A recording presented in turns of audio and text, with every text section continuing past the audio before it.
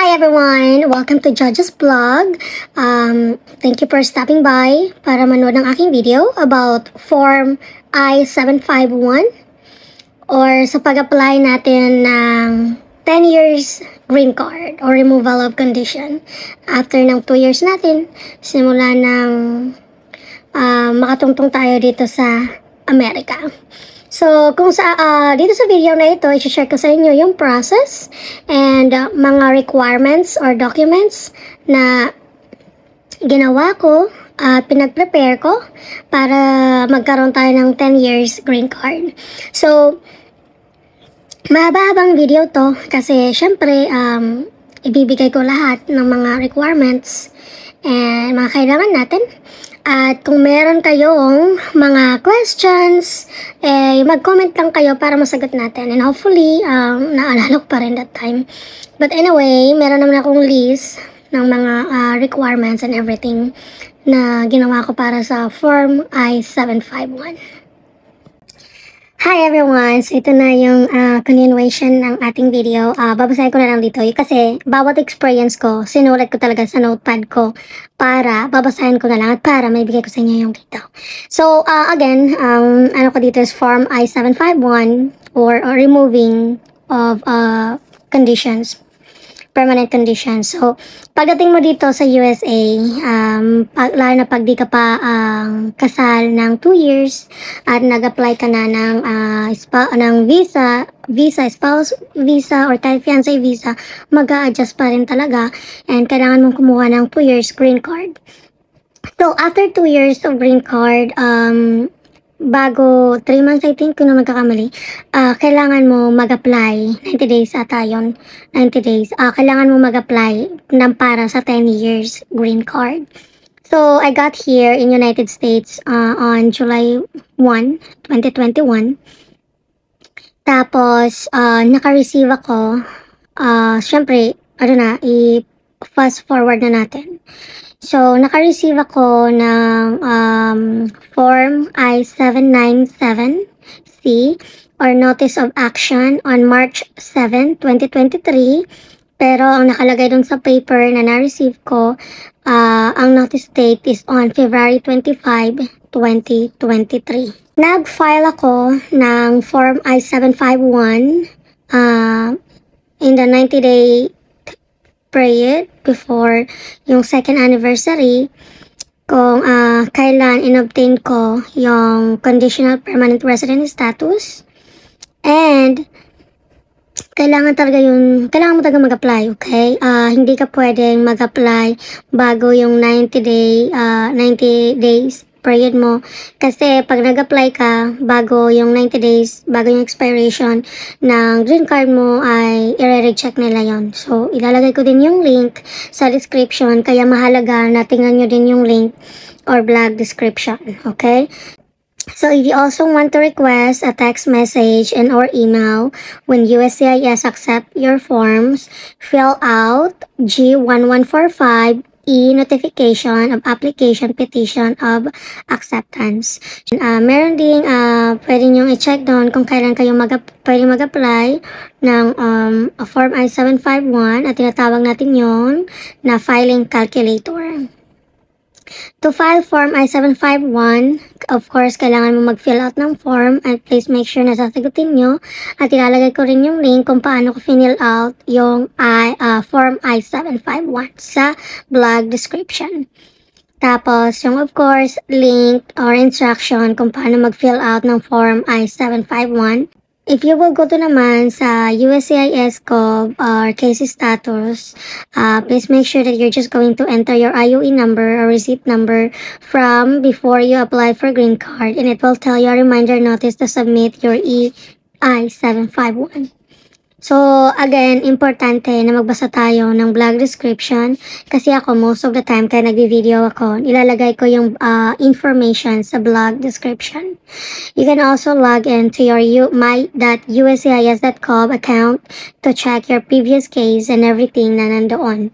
I just want to give you some information about it. Yung alien registration number mo or A number is your USCIS number on your green card and it has 7 to 9 digit number. Your USCIS online account number is not the same as an alien registration number or a number or receipt number. Rather, it's a unique number that identifies your account only. Your DOS or DOA's case ID is your MNL or Manila or number, or example of this is, for example, MEP 2021 to 11 8172 blah blah blah blah.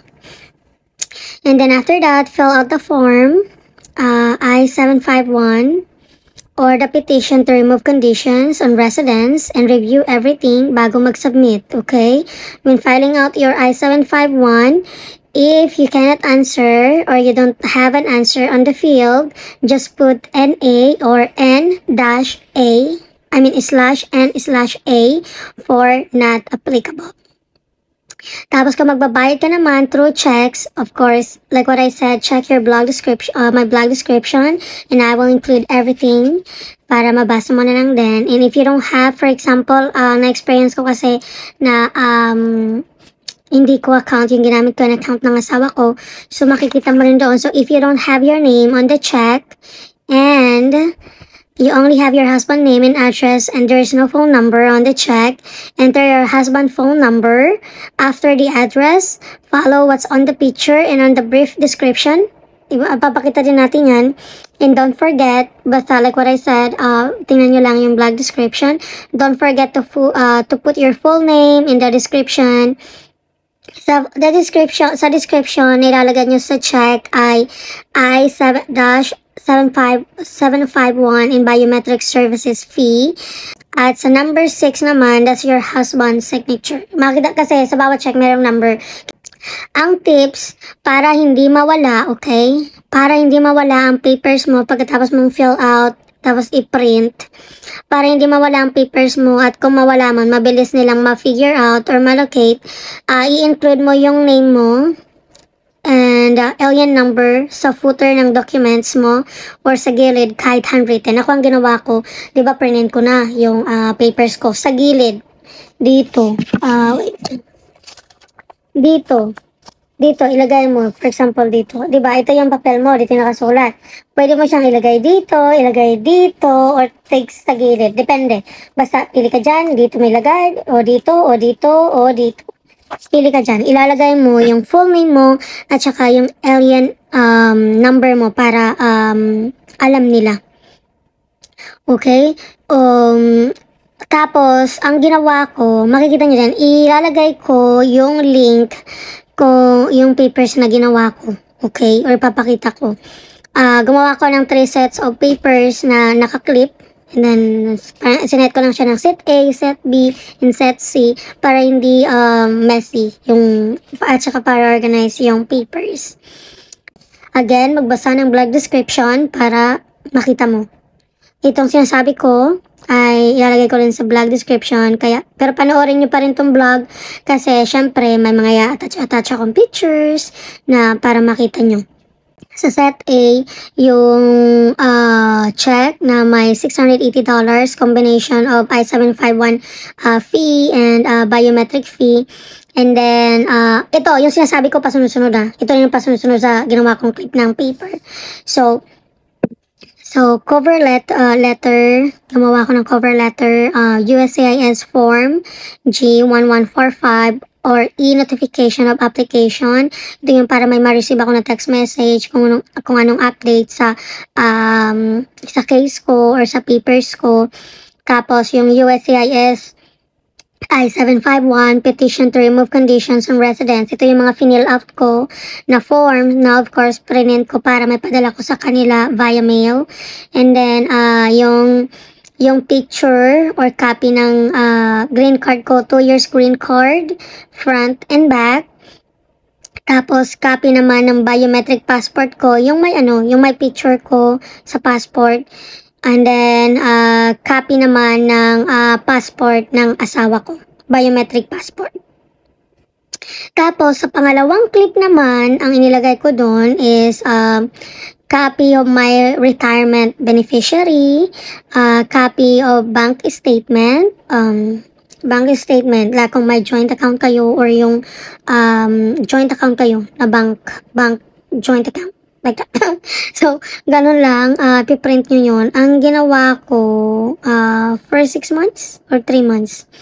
Parang 6 months, in-include ko. Oo, di naman siya masyadong makapal eh. So, ayun lang, parang 3 months. 3 months sa akin. Kasi, syempre, makita yan, 3 months statement. Basta, di ka masyadong magbibigyan ng masyadong makapal naman. Huwag naman masyadong makapal, kahit dalawang page lang o isang page, basta naka-include doon. And then, copy of tax return from 2021 to 2023. Syempre, dumating ako dito 2021, tapos nag-file ako 2023. So, yung tax return ng 2021 to 2023, ang pinasa ko. Tapos, copy ng health insurance namin na ako noon, nung nag-apply ako, under ako ng asawa ko. So, doon sa health insurance namin, nakalagay yung name ng asawa ko tsaka name ko. So, copy nun. Photocopy. Tapos, yung, kasi mayroon kaming new health insurance, tapos old health insurance. So, kahit yung old health insurance, copy nun, photocopy nun, pinasa ko pa rin. Para, mabuti na yung laging sigurado. Mabuti na yung ganun. Laging sigurado, basta ang malaga, nandun yung papers mo para di ka na mag-question.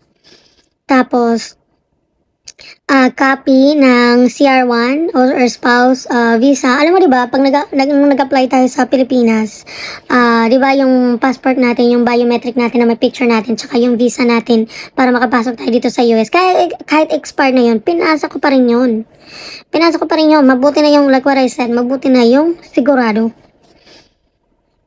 And then, copy of my identification card from previous previous address. Kasi, kaya yung pinasa ko kasi, lumipat kami ng bahay. So, dahil wala pa akong ID, under sa bagong address namin, pinasa ko yung ID namin, ID ko, nagamit yung old address namin. Kasi nga, bago pa lang kami kalipat nun. Tapos, yung picture namin, picture namin sa bahay noon. Kasi syempre, as much as possible, para ma-prove mo na magkasama pa rin kayo, tas kayo pa rin together. Yan kasi ang purpose. Kaya, mag-send ka talaga ng maraming proof, na iba-ibang proof. Okay? Wag naman yung madaming pages na isang proof lang. Yung madaming proof, pero, di naman masyadong mahaba. Tapos, yung copy of mail I received with the new address. So, naka-receive na ako ng mail gamit yung new address namin. So, sinama ko yun. Photocopy nun. Tapos naman, sa Setsi ko, so clip 3. Nasa clip 3 naman, yung photocopy or copy ng marriage certificate namin. Ang sinend ko yung original copy. Kasi diba, nung nag-apply tayo sa Pilipinas, binalik naman sa atin yung original copy ng mga requirements natin. So, yun ang pinasa ko. Yung original copy. Tapos, nag-picture ako. Tapos, alam mo yun, di ba? Sa social media like Facebook, Twitter, or Instagram, yung mga post ko noon, simula pagdating ko dito, hanggang nung nag-apply ako, isang picture lang. For example, 2021, di ba? So, dumating ako dito July. So, nung pagdating ko dito, July 2021, isang picture noon, July 2021, post ko ng July sa Facebook. Nag-post ako ng July, for example lang July 1, pagdating ko dito, nag-post ako sa Facebook. Ngayon, screenshot ko siya. And then, screenshot ko siya, tapos nag-post ako, siguro, March 2021. So, screenshot ko siya, and then March, April, May, June. For example, December na. Picture kami, December 2021. In-screenshot ko siya. Kung meron kang post every month, that's fine. Hindi mo naman kailangan yung isang screenshot na isang buong bond paper. Kahit for example, sa 2021 na yun, di ba? Sa 2021 na yun. Siguro 2 page ng mga screenshot mo, post noon. 2 page noon, ang screenshot mo. Tapos 2022, siguro 2 page din ang screenshot ng mga post mo. And then 2023, 2 page din ang screenshot ng post mo. Pero sa isang bond paper, siguro may 6 pictures ka. 1, 2, 3, 4, 5, 6, and then another picture. So, 6 pictures or ng screenshot ng 2021 mo, 6 or 12 pictures ng 2021 mo screenshot. 12 pictures naman for 2022, screenshot ng post mo nun. And 2023, 12 pictures ng 2 pages ng bond paper din for, 2023. Ganun na, wag masyadong marami. Basta, don't forget na visible. Okay, dapat visible yung date. And then, kung maglalagay ka ng description, bawat picture, that's fine. That would be nice. Para alam nila. And then naman, yung pictures together with family and friends naman. So, sa pictures together with family and friends, ang ginawa ko nung nagpicture ako simula nung ikinasal kami. Nanginasal kami nun hanggang pagdating ko dito. Picture kami. Hindi naman masyadong maraming picture. Kahit ilang page lang. Simula ng pagdating mo dito or simula nag-meet kayo hanggang pagdating mo dito na nag-apply ka ng 10 years green card. So, di mo naman kailangan ng buong bond paper na halos, di mo naman kailangan ng 50 pages or 30. Di mo naman kailangan ng ganun na i-prove mo. Basta ang mahalaga, meron kang pictures by year. Okay? Ilang pictures per year. Like what I said, gumawa ko ng isang folder lang siya. Pero meron siyang set A, set B, and set C. So, sa isang folder, for example, ito yung folder. Diba? Ito. Example tayo Sorry So, ito yung folder. Tapos, ito yung set A, set B, tapos wala na ako pang in set B and set C. Okay? So, may click dito yung A, may click dito yung B, may click dito yung C. Na isang folder lang. Nakagano lang. Again, isang folder pero may set A, set B, and set C. Or clip A, clip 1, clip 2, clip 3. Depends kung anong tawag nyo doon. So, sasabihin ko sa inyo yung kung anong nangyari. Okay? Noong April 25, 2023, pinadala ko yung package I sent the package of my papers, and according sa FedEx website, nung trinako yung package using the tracking number or 12-digit number, it is already delivered at the address I use on sending the papers on April 27th in the morning. So, ayat na nga. April 25, pinadala ko. Na-receive nila April 27.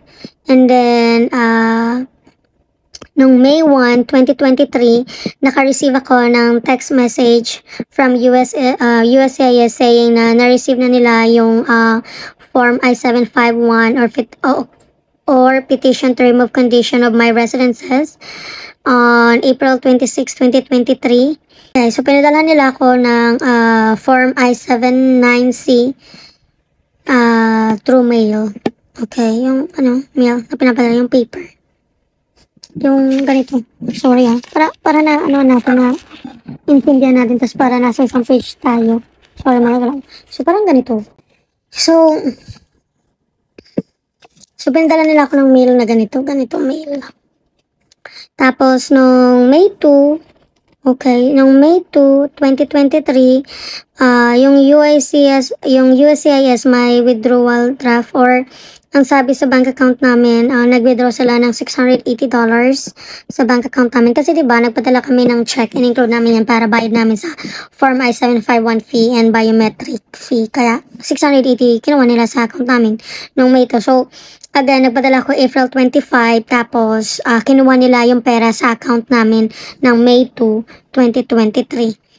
Tapos, nung May 5, 2023, naka-receive ako ng mail from Department of Homeland Security and binigyan nila ako ng 2 pages of I-797 or Notice of Action or Receipt Notice with the amount they receive or Notice of Action or Receipt Notice na sinasabi nilang na-receive na nila yung pera or $680 at binigyan din nila ako ng papers ng extension of green card validity for 48 months. So, pag nag-apply ka ng removal of conditions, bibigyan bago ka makareceive ng physical copy ng green card mo. Matagal-tagal bago ka makareceive ng green card mo, yung ID. So, magkakaroon ka muna. Ang una mo munang marireceive niyan is yung papel papel na nagsasabing in-extend nila yung green card mo. Like, sa akin, 48 months, pero sa iba, ang tagal, like, good for 3 years or 1 year lang ang extension. Tapos naman, pag na-submit mo na-fill out mo naka-receive ka na ng green card extension, login ka sa account mo. Okay? Login ka sa account mo para ma-check mo yung kung anong nangyayari sa case mo. So, to log into your account and check your online account number, go to uscis.gov and then scroll up and click the highlighted. Pero ilalagay ko rin to sa vlog description. So, tingnan nyo na lang sa vlog description kasi itong binabasa ko, makikita nyo din doon. And note, gusto ko lang malaman nyo na I have an online account as well, pero hindi ko siya nailagay sa form I-751 ko kasi nakalimutan ko. So, kung gusto mong i-track yung USCIS case mo, pwede ka mag-download ng application para makikita mo. Sa akin, ang ginamit ko dito, I downloaded the Lawfully USCIS Case Tracker. Honestly, nagbibigay din sila ng, para makapag-practice ka ng, for citizenship. So, so, again, from April 25, 2023 na nagpasa ko ng papers ko, naka-receive ako ng 48 months extension noong May 5, 2023. And then, noong May 12, 2023, yung USCIS nag-update sa case ko saying my biometric appointment was scheduled. Pero, syempre, dahil di ako available that day, doon sa schedule na Senate nila, so kailangan kong i-adjust. Okay? So, noong May 22, 2023, naka-receive ulit ako ng email from USCIS about my biometric appointment date and time and location kung saan ako pwedeng mag-biometric. Pag maka-receive ka ng mail from them, nakalagay naman doon kung kailan yung appointment mo, appointment date, time, and location, kung saan ka pwede magpa-biometric. So, merong address sila na ibibigay kung saan ka pupunta para kunin yung fingerprint mo. Okay? Noong May 2022, okay, noong May 2023, naka-receive lang ako doon sa case ko, okay? Doon lang sa case ko, online, nag-update na schedule na ako for biometric. Pero na-receive ko yung letter nila noong May 22, 2023. Tapos, noong May 2022, 2023, tinawagan ko yung USCIS number na i-reschedule yung appointment ko kasi nga wala ako dito sa country no dapat pumunta ako sa office nila. So, ang ginawa ko, kasi syempre, i-reschedule, pre-provide ko yung, bago mo sila tawagan, okay? Bago mo sila tawagan, make sure na naka-ready yung name mo, yung receipt number mo, and your date of birth. Okay? It's because you're going to provide your name, the receipt number, and your date of birth to the USCIS agent. So, ayun na nga, nakatawag na ako sa USCIS to reschedule my appointment. So, noong June 2, 2023, nag-update na, ang sabi sa update, meron na akong schedule for appointment. Okay, para sa fingerprint. So, nung June 2, nag-update sa online yung case ko. Pero, na-receive ko yung physical copy ng letter nila nung June 13, 2023, okay? I received the mail from US Homeland saying my biometric schedule is on June 23, 2023. Nung June 23, yung time na para sa biometric ko, is ay June 23, 2023 at 1 p.m. is my appointment at USCIS. They took a picture of me. Okay, pinicture nila ako, tapos kinuha nila yung biometric ko ng both of my hands. Kinuha nila yung biometric ko. And once again, 'di ba? Pag sinendan ka nila ng papers,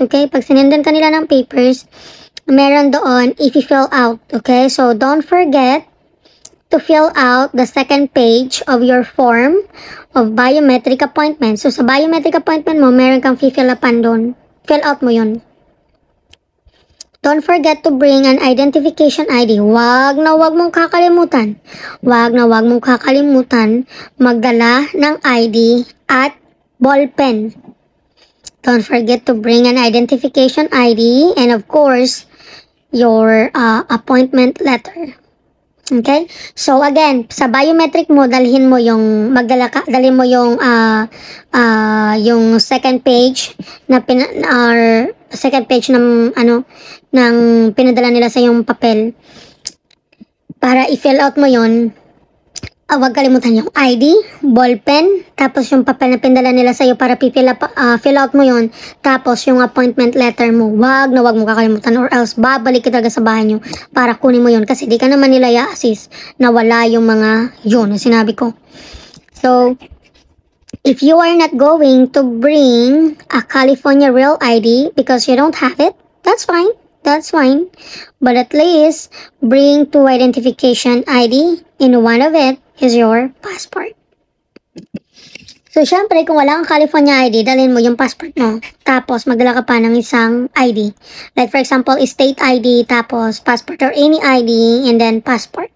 Okay, dapat meron kang dalawang ID na dala. Again, dadalhin mo sa biometric mo, ballpen, appointment letter, yung fill out mo na form na pinadala nila, and then 2 valid ID. Okay? 2 valid ID. Don't forget. Kailangan mo yan or else babalik ka talaga sa bahay nyo. Kung malayo ang binahe mo papunta sa bahay nyo, ay babalik ka talaga.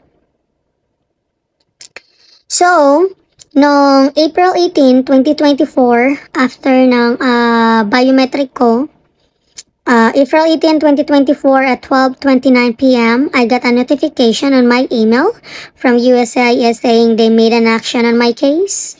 So, nung naglogin ako sa account ko, USCIS account ko, ang sabi doon, card is being produced and will mail to the address I gave them. And then, also nung April 18, 2024, sinabi din doon na yung I-751 ko petition was approved. And then, nung April 22, naka-receive ako ng letter, yung physical copy ng letter. April 22, 2024, I received a letter about the approval notice, COA IR1 from USCIS. Naka-receive na ako ng letter after a long time. After a few months. Not a long time naman. After a few months. We're so lucky na hindi ganun katagal. Thank God, right? So, kasi ang iba, years inaabot bago ma-receive. Ang iba naman, months lang. And ako, I think months lang din. Thank God. So, April 26, 2024, or year. 1 year ako, 1 year. So, April 20, again, nakadepende kung saang location kayo magpapasa ng papel nyo or saan kayo naka-stay. So, April 26, 2024, I received an email saying card is being produced. On April 27, card was produced. Makikita nyo din yan doon sa online nyo. Kaya nga sabi ko, don't forget to log into your account para check yung status nyo.